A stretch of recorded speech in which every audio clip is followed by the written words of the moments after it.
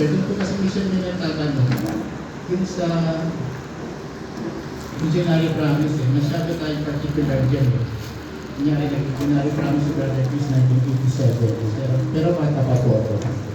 Ngayon, nawala siya sa Legion for so many years. So, natin 5 years to 10 years. Magre-promise siya. Ang namin tinatanong, ano ba yung susundin natin dati o yung bakit ginagawa? Ano ba? Sa nomination, rejection ng nomination, dapat may reason si Father. Ngayon, malalaman naman yun ng legionary officer kasi siya mismo kakausapin ni Father. Kasi ibibigay yun ibibigay niya kay Father yung nomination para pirmahan ni Father. O kaya kung isang group sila, 4 sila nandun. Kakausapin sila isa-isa ni Father.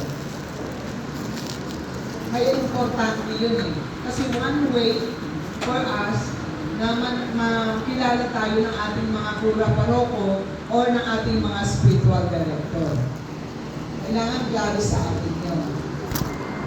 Doon sa Legionary Promise, pag matagal ka nang wala sa Legion, talagang magkukulit ka, mag-Legionary Promise. Kung ano yung present na Legionary Promise mo, yun ang susundin.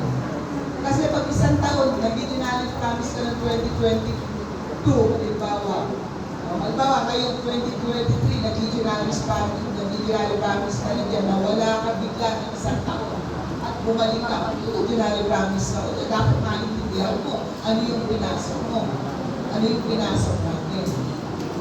Kasi sino bang pinapangakuan natin? Hindi naman yung officers, ang Holy Spirit.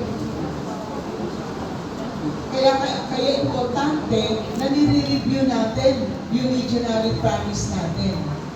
Pagka nagkakaroon tayo ng struggle, tayo sa presidium, i-review natin yung Legionary Promise natin. Bakit nagkakaroon?